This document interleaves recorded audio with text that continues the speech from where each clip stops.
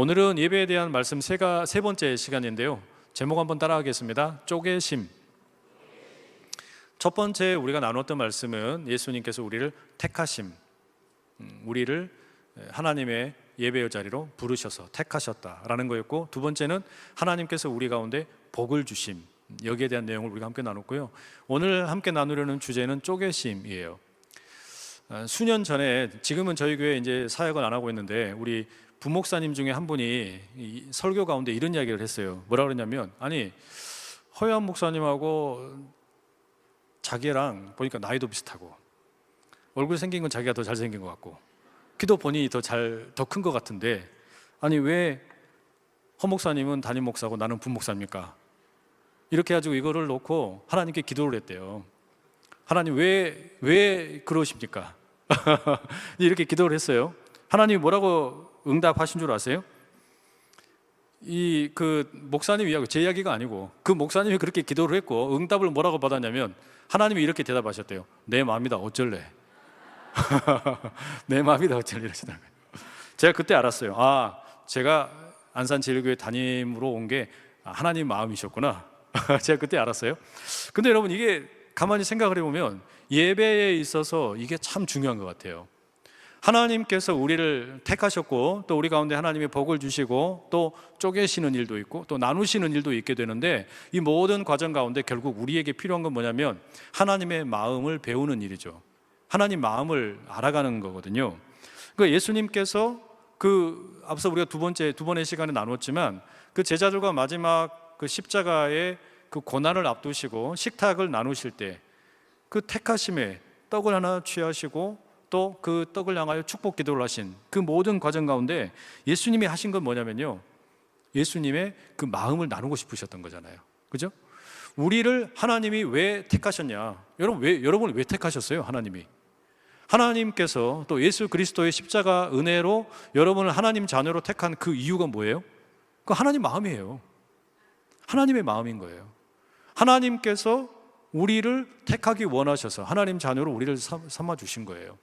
또 여러분, 우리가 이렇게 여기까지 오게 되고 살아오는 여정 가운데 하나님이 많은 복을 주셨는데, 그건 여러분 왜 하나님이 그런 복을 주셨습니까?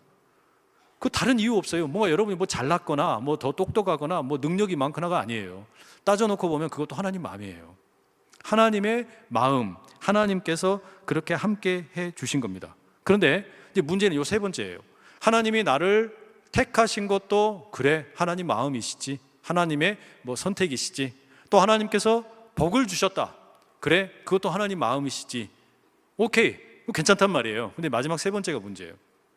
마지막은 아닌데 하나님이 쪼개신다. 아니 왜 이 떡을 하나 택하셔가지고 축복 기도를 하시더니 마지막에 왜 이걸 쪼개시냐고요. 왜 쪼개냐고요.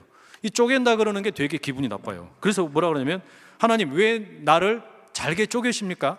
왜 나를 이렇게 부숴버리시는 겁니까? 그때 하나님 뭐라 그러시는 거예요? 내 마음이다 어쩔래. 그때도 하나님의 말씀은 똑같아요. 하나님께서, 하나님 이 보잘것없는 저를 왜 택하셨습니까? 내 마음이다. 하나님 저에게 왜 이렇게 기가 막힌 복을 주시고 은혜를 주셨습니까? 내 마음이다. 그런데 하나님께서 나를 쪼개셨다, 나를 부숴버리셨다. 우리가 왜 이렇게 나를 쪼개시고 부수셨습니까? 물어보면 뭐라 그러세요? 내 마음이다. 내 마음이다. 사실 여러분, 그런데 이 쪼개는 것과 관련해서 이런 이야기를 드리는 이유는 뭐냐면요, 가만히 생각해 보세요. 여러분, 하나님의 그 역사하심, 그러니까 하나님의 택하심이나 하나님의 복 주심이나 이런 것에 대해서 우리가 어떻게 반응하는지 한번 가만히 생각해 보세요. 하나님이 여러분을 예배의 자리로 부르셨습니다. 거기에 대해서 여러분 막 화를 내신 적 있으세요? 하나님이 나를 예배의 자리로 부르셨어요. 나를 택하셨어요. 하나님 자녀 삼으셨어요. 여러분 여기에 대해서, 아니 왜 나를 택하셨어요? 왜 나를 부르셨어요? 그러면서 화를 내면서 이렇게 반응해 본 적 있으세요? 그런 경우 없죠. 오히려 그냥 감격스러워서 그렇게 아마 반응하시는 경우는 있을 겁니다. 또 두 번째, 하나님이 여러분에게 이제 복을 주셨습니다. 그래서 내가 생각하지도 못했던 구원, 영생의 복을 주셨을 뿐만 아니라 이 땅에서도 내가 잘 먹고 잘 살 수 있도록 복을 주셨어요. 또 하나님이 나에게 또 이렇게 좋은 어떤 사람을 만나서 가정을 이루게 하시고 또 자녀들도 주시고 또 자녀의 입장에서 보면 훌륭한 부모님을 주시고 내게 이렇게 너무나 많은 것들을 풍족하게 주셨단 말이에요.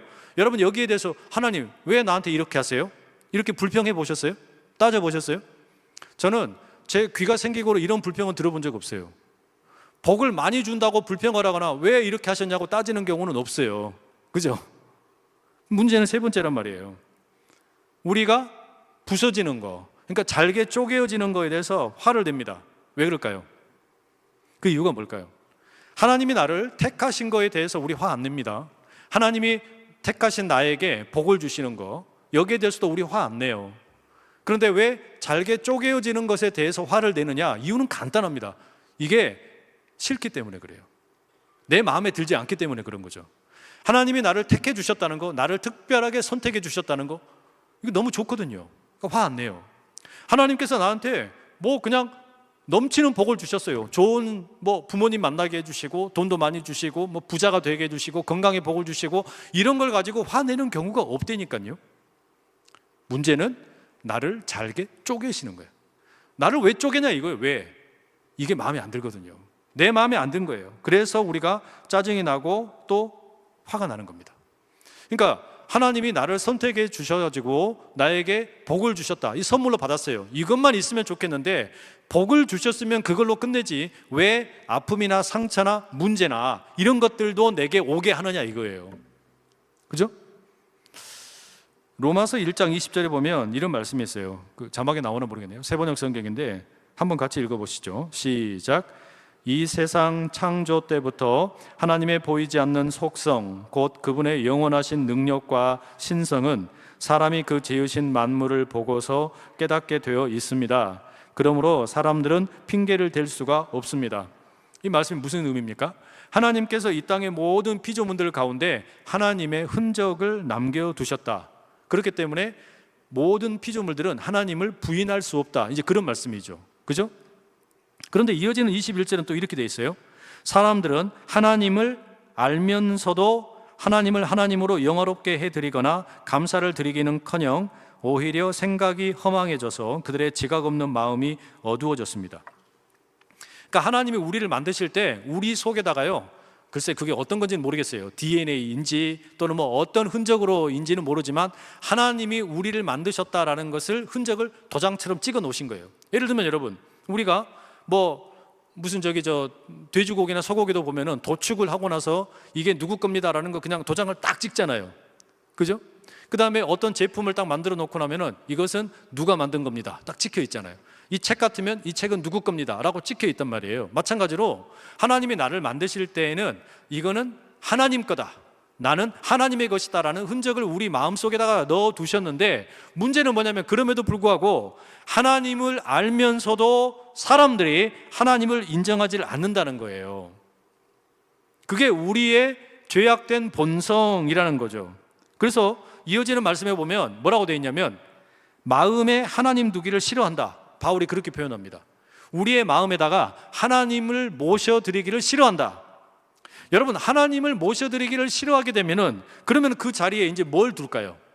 본래는 하나님의 거니까 우리가 여러분 제품을 만들면 이거는 내 거다라고 하면 내 도장에 찍혀 있기 때문에 이건 내 흔적과 내 어떤 그 제품으로서의 어떤 그 존재의 가치가 묻어 있는 거거든요. 그런데 내가 하나님 건데 하나님의 것으로서 내가 만들어졌는데 그 하나님을 내가 싫어한다, 마음에 두지 않는다. 그럼 그 마음에 뭘 두냐는 거예요. 뭘 두냐? 나 자신을 두는 거예요. 나 자신을. 사람은 그렇게 타락을 하는 겁니다. 하나님의 자리를 마음에다 마련을 해두지 않고 그 마음에다가 나를 두는 거, 여러분 이걸 우리가 죄의 가장 큰 문제라고 불러요. 우리가 죄의 자리로 나가는 제일 큰 문제는 언제나 하나님이 계셔야 할 마음의 자리에다가 하나님 대신에 나를 두는 거예요. 이걸 이제 흔히 자기 중심성이라고 불러요. 자기 중심성. 마음의 자리에 주인이 내가 되어 버리는 거죠. 여러분, 그러니까 하나님을 거부하고 내 마음의 자리에 하나님이 아닌 나를 두는 것은요, 하나님이 나를 택하셨다고 해서 이 마음이 달라지질 않아요. 쉽게 달라지질 않습니다. 그러니까 하나님이 내가 너를 내 자녀로 삼을래 이렇게 딱 택하셨다 그래서 우리의 마음이 쉽게 변하지 않아요. 또 하나님께서 이렇게 택한 우리를요, 우리에게 복을 많이 주신단 말이에요. 너 내가 돈도 많이 줄게, 너 얼굴도 잘생기게 해줄게, 너 머리도 똑똑하게 해줄게, 너 앞으로 잘 나고 아주 뭐 권력도 갖게 되고 출세하게 해줄게. 이렇게 우리에게 하나님이 복을 주신다고 마음이 달라지질 않아요. 사람의 마음이 하나님으로부터 택함 받았다고 달라지지 않고 하나님께서 우리에게 복을 주신다고 달라지지를 않습니다. 하나님 두기를 싫어하는 마음은 그대로입니다. 달라지질 않아요. 그렇기 때문에 여러분, 궁극적으로는 우리가 뭐가 필요한 거냐면 마음이 달라져야 되거든요. 마음이 달라져야 된다. 하나님을 모시기를 싫어하는 마음의 자리에다가, 그래서 내가 차지하고 있던 그 마음의 자리에 다시금 하나님을 모셔드리는 거, 이게 여러분 사실은 가장 중요한 겁니다. 그걸 로마서 12장 1절과 2절에 보면 이런 표현이 되어 있어요. 로마서 12장 1절 제가 한번 읽어드릴게요. 그러므로 형제들아, 내가 하나님의 모든 자비하심으로 너희를 권하노니 너희 몸을 하나님이 기뻐하시는 거룩한 산 제물로 드리라. 이는 너희가 드릴 영적 예배니라. 거룩한 산 제물, 제가 뭐 이 본문 종종 인용해서 말씀드렸는데, 제물은 여러분 당연히 불을 태우는 거니까 살아있을 수가 없거든요. 그런데 거룩한 산 제물, living sacrifice 이렇게 돼 있어요. 영어 성경에 보면. 그 말은 살아있는데 죽은 것처럼 살아라는 이야기예요. 그 말은 뭐냐면 내 마음의 주인이, 내가 내 마음의 주인 역할을 했던 거, 그거는 죽여라. 그걸 죽이고 이 마음의 자리에다가 하나님을 모시고 예수님을 모시고 예수님과 함께 살아라. 그게 거룩한 산 제물로 살라라는 이야기거든요. 그걸 영적인 예배라고 불러요. 그러니까 예배를 드린다라는 게 뭐냐? 결국에는 하나님이 우리를 택하셨단 말이에요. 그리고 하나님이 우리에게 복을 엄청나게 주셨어요. 그리고 우리의 하나님이 쪼개시는 거야. 이 쪼개는 과정을 통해서 우리가 하는 건 뭐냐면, 결국에는 뭐냐면 내 마음의 주인이 하나님이신 것을 인정하고 받아들이게 만드는 거예요. 근데 이게 우리가 이 고난이나 쪼개어지는 경험이 없으면 이게 잘 안 일어나요. 그러니까 사람이, 여러분, 늘 평탄하게 잘 사는 사람은 인생의 깊이를 잘 모르잖아요. 나는 그냥 태어날 때부터 지금까지 모든 일이 너무 술술 잘 풀렸어, 모든 게 너무너무 다 행복하게 다 잘 됐어, 이런 사람은요, 인생의 아픔과 인생의 쓴 어떤 그런 이 경험을 모르잖아요. 깊이를 몰라요. 마찬가지입니다. 신앙생활 하는데 우리 인생의 고난이라는 게 늘 나쁜 것만은 아니에요. 고난을 통해서 우리는, 쪼개어지는 시간을 통해서 우리는 인생의 주인이 하나님이시라는 것을 비로소 눈을 뜨기 시작을 합니다. 그 일이 하나님께서 행하시는 일인데, 이 로마서 12장 2절에 보면 우리가 드릴 영적 예배, 거룩한 산 제물로 드리는 영적 예배를 뭐라고 부르냐면 이렇게 돼 있어요. 너희는 이 세대를 본받지 말고 오직 마음을 새롭게 함으로 변화를 받아 하나님의 선하시고 기뻐하시고 온전하신 뜻이 무엇인지 분별하도록 하라. 세 가지, 영적인 예배와 관련해서 세 가지를 이야기합니다. 첫 번째가 뭐냐면 이 세대를 본받지 말아라.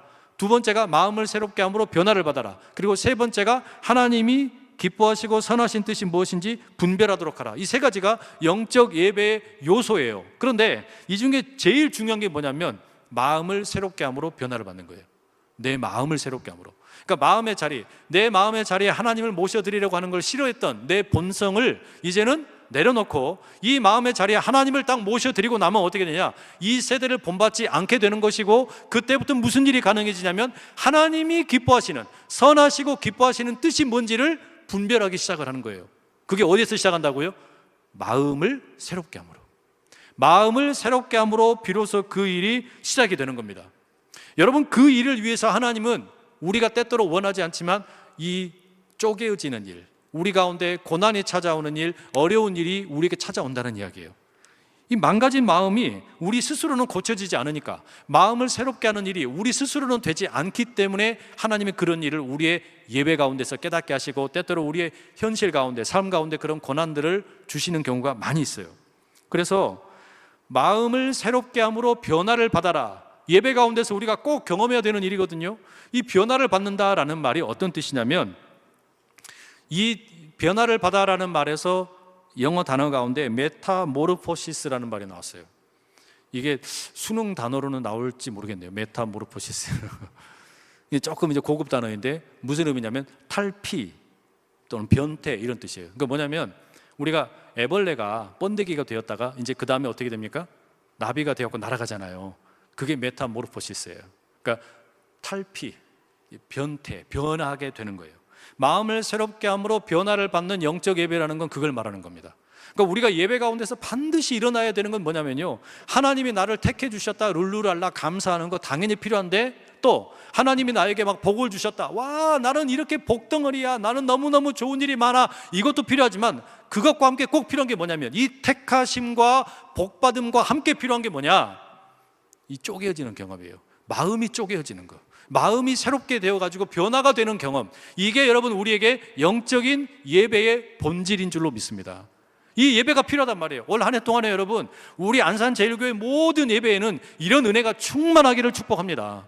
우리 영유아 유치부 예배부터 우리 작년 예배까지 예배 때마다 하나님이 나를 택하셨다, 너무 감격스러운 고백이 되고, 또한 하나님이 나에게 복을 주셨다, 세상이 줄 수 없는 복을 주셨다, 이 기가 막힌 복에 대한 감사함이 넘쳐나고요, 거기에다가 덧붙여서 우리 가운데서 무슨 감사가 필요한 거냐면요, 내가 고난도 있고 아픔도 있고 상처도 있어요. 광야 길 가기 싫지만 광야의 길을 걸어가야 되는 우리 인생이란 말이에요. 그 가운데서 우리에게 필요한 건 뭐냐, 내 마음의 주인으로 내가 하나님 모시기를 싫어했던 거, 이거를 뒤집어 가지고 메타모르포시스, 이 변화가 일어나는 거예요. 마음이 새롭게 되어가지고 변화를 받아서 이 세대를 본받지 않고 하나님이 기뻐하시는 뜻을 분별하는 그런 역사가 우리의 예배 가운데서 온전히 일어나기를 축복합니다. 이게 예배의 능력이에요. 예배가 능력이라는 게 바로 거기서 나오는 거예요. 저는 그래서 오늘도 우리 찬양하는 모습 보는데요, 너무 막 기쁜 거예요. 뭐가 기쁘냐면, 우리 장로님도 있고 권사님도 있고 우리 집사님도 있고 우리 청년들도 있고, 거기에다가 우리 이뻐 죽겠어. 그냥 청소년들까지 거기 같이 앉아있는, 같이 서서 찬양하니까 너무 이쁜 거예요. 너희들 다음 주에도 또 해라. 청소년들까지 같이 서 있는 이 모습 보니까요, 이 마치 그냥 세대가 함께 연합이 되어가지고 하나님을 찬양하는 그 모습이 너무 이쁜 거예요. 너무 이쁜 거예요. 그렇게 우리가 함께 찬양하면서 뭘 경험하는 거냐, 맞아, 이 세상에 수많은 떡덩어리가 있지만 그 중에 하나님께서 한 떡덩어리를, 예수님께서 한 떡덩어리를 취하신 것처럼 하나님께서 나를 취하셨다, 하나님께서 나를 택하셨다, 이 얼마나 놀라운 하나님의 부르심의 이 경험, 이게 반드시 필요하고요. 그 다음에 하나님께서 나를 그냥 부르고 내버려 두신 게 아니라 나를 하나님의 나라, 하나님 나라의 이 왕자와 공주로 삼아 주신 거, 이 큰 복을 받았고 구원의 복을 받았고, 뿐만 아니라 내 삶에 지금까지 나는 누구의 도움 없이는 여기까지 올 수가 없었다. 부모님께서 나를 이렇게 은혜로 베풀어 주셨고, 선생님들이 계셨고, 또 교회에 많은 분들이 계셨고, 또 주변에 알게 모르게 나를 돕는 분들이 은혜가 있었다, 이걸 깨닫는 거, 하나님이 나에게 복을 주셨다는 거, 이걸 깨닫고, 그리고요 우리 아이들이 같이 함께 찬양을 하면서 이제 나이가 들어가면 들어갈수록 우리가 점점 깨닫는 게 있잖아요. 그게 뭐냐면, 이 인생의 고난, 인생의 아픔, 이런 시간들 속에 하나님이 나를 가꾸어 가시는 것, 이 쪼개어지는 것 같은 게 분명히 싫은 일이지만, 이게 분명히 내 마음으로서는 받아들이기 어려운 일이지만, 그럼에도 불구하고 우리의 드려야 할 영적 예배니까 마음을 새롭게 함으로 변화를 받는 일이고, 그래야 우리가 이 세대를 본받지 않게 되고 하나님의 뜻을 비로소 알아가게 되니까, 여러분의 예배의 자리 가운데 날마다 이 마음이 새롭게 되는 그 은혜가 있기를 간절히 축복합니다. 예배는 어찌 보면 마음을 수술하는 자리예요. 우리의 마음, 여러분의 마음을 활짝 열어놓고 주님 앞에 나가는 거예요. 그리고 성령께서 우리 가운데 찾아오셔서, 여기는 일종의 마치 수술실 같이 성령께서 오셔서 그냥 메스 들고 쫙 째고, 제거할 거는 제거하고, 모든 그 세포들 중에서 나쁜 것들을 다 닦아내 없애버리고, 그리고 그 가운데 주님의 마음으로, 그래서 우리 가운데 기쁨과 평화가 넘쳐나게 우리의 마음을 변화시키는 것, 그 은혜가 우리 가운데 넘쳐나기를 간절히 축복합니다. 그래서 여러분, 예배 드릴 때마다 그런 감격이 있으면 좋겠어요. 저는 오늘 이 브릿지 워십 예배 드리는데 그런 면에서 너무 감사해요. 우리가 금요일 날 어떻게 하면은 우리 성도들이랑 같이 더 함께 많이 모여가지고 찬양하고 기도할까, 몇 년 동안, 코로나 때부터 몇 년 동안 우리가 기도하고 함께 같이 어떻게 하면 예배를 살릴까 그냥 계속 고민하고 했거든요. 여기를 우리가 그렇다고 아주 급진적인 방법을 안 썼어요. 과격하게 그냥 외부에서 무슨 찬양 잘하는 사람 그냥 팀을 전체를 데리고 와서 이렇게 하는 건 안 했어요. 조금씩 찬양팀도 조금씩 발전시켜가고, 그러면서 우리 지금 이제 밴드 같이 섬기는 우리 그 친구들이 이렇게 함께 모여가지고, 함께 청년들이 이렇게 함께 밴드 하는데요, 다른 데 가가지고 제가 예배 들으면 이제 찬양 음악이 별로 시시해서 못 듣겠어요. 이 친구들이 너무 음악을 잘하니까. 여러분, 이게 저는 귀가 좀 예민하거든요. 그래서 그런 음악 소리들도, 그러니까 삑사리 나는 거 못 견뎌요. 그리고 막 음정이 막 이렇게 피치가 떨어지면 막 그냥 은혜가 안 돼. 근데 너무 잘해. 너무 잘하는 거예요. 필요한 건 뭐냐? 여기 있는 찬양팀이랑 또 예배 섬기는 분들 너무 잘해요. 많은 분들이 함께 나오기만 하면 되는 줄로 믿습니다. 함께 오셔서 여러분 마음에 수술 받아야 되는 자리들, 주님이 오셔서 나를 만져주시고 변화시켜 주시는 그런 자리들, 이 자리 가운데서 정말 풍성하게 일어나기를 축복합니다. 이게 여러분 올 한 해 동안 여러분 그런 은혜가 정말 넘쳐나시면 좋겠어요.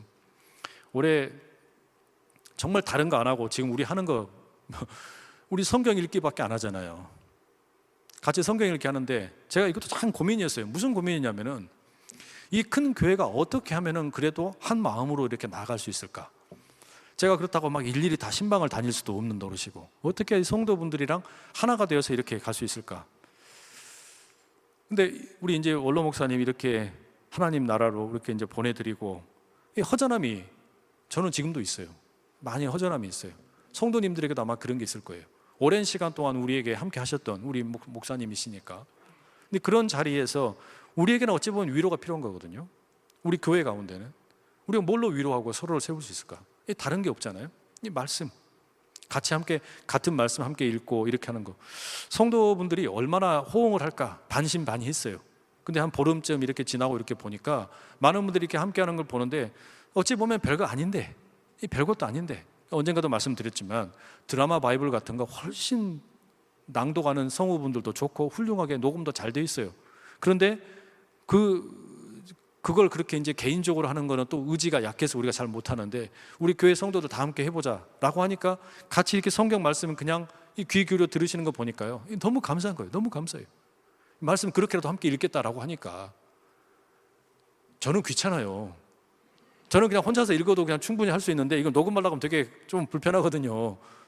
또 안 틀리게 하려면 더 신경 써야 되고 오늘 올라오기 전에도 딱 하나 녹음하고 왔어요. 2월 며칠 거까 16일까지인가 녹음하고 왔어요. 근데 이걸 해보면서 제가 느낀 게 뭐냐면은 하나님께서 이렇게 우리를 말씀으로 세워 가신다. 말씀으로 우리를 이렇게 하나가 되게 하신다. 그런 느낌을 참 많이 받아요. 그러면서 우리 아까 박솔 목사님이 여기 기도 인도할 때도 1만 시간 기도 운동 이야기했는데요. 지금 제가 박솔 목사님이 그 중보기도 담당이어가지고 제가 그 과제를 줬어요. 이거 한번 만들어 봐라. 중보기도 우리 기도 1만 시간 기도 운동 한번 해보자. 일단 계획을 잘 짰어요. 지하 2층에 기도실 여러분 내려가 보세요. 지하 2층에 우리가 코로나 전까지는 그래도 열심히 거기서 성도님들 기도도 하고 했는데 지금 아주 그냥 어수선했던 거 이제 깨끗하게 다 청소도 하고요. 예쁜 가구도 갖다 놓고 이제 정비를 다 했어요. 거의 다 정리가 된 것 같아요. 그 바닥도 뜨끈하게 이제 불도 들어옵니다. 들어오나요? 불도 들어오고 이용하실 수 있어요. 그래서 지하 2층에서 이렇게 함께 들어가셔서 기도하고 거기에는 그래서 여러분이 이동을 하실 때도 꼼지발로 조용조용 이동하시고 기도하는 분들 서로 배려도 해드리고 그러면서 저는 늘 그 생각 들었어요. 저는 우리 교회 지하 2층에 기도실이 있는 게 참 너무 좋았어요. 왜냐? 이게 마치 구들장에 그 온돌의 불 같아. 이렇게 우리가 예배당이 위에 있잖아요. 근데 밑에서 이렇게 이제 기도로 불을 떼는 거야. 밑에서 불을 떼서 그 온기가 예배드리는 자리로 이렇게 술술 올라오면 얼마나 좋아요. 그죠? 그런 혼자만의 상상이지만 그런 기도의 온기가 이렇게 활활 타올라서 올라와서 함께 같이 우리가 말씀으로 기도로 또 찬양으로 이렇게 함께하는 자리 가운데 아니 이거를 성령께서 함께 하시지 않을 수가 없잖아요.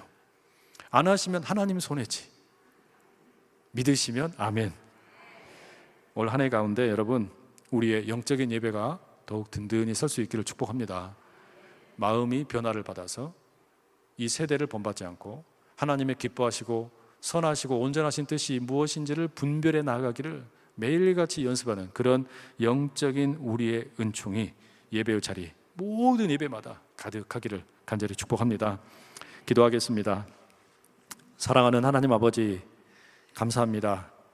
2025년 우리에게 한 해를 시작하게 하여 주셨는데 어찌 보면 우리는 작년 연말에 우리 사랑하는 원로 목사님 장례를 치르며 헛헛한 마음도 있고 아쉬움도 있고 그 빈자리를 어떻게 메울까 걱정스러운 것도 참 많습니다.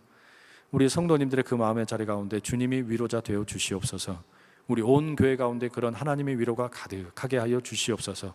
무엇보다 말씀으로 우리가 함께 무장하고 함께 기도하며 1만 시간 기도의 탑을 쌓아가게 하시고 그리고 우리가 함께 예배를 드리는 자리마다 그 하나님의 택하심과 하나님의 우리 가운데 복 주심 뿐만 아니라 우리의 마음이 갈기갈기 찢어지는 것 같은 그런 아픔의 시간들을 통해서도 내 마음의 주인이 내가 아니라 하나님이 내 마음에 좌정하셔서 우리를 변화시키는 복되고 아름다운 영적인 예배가 일어나게 도와 주시옵소서.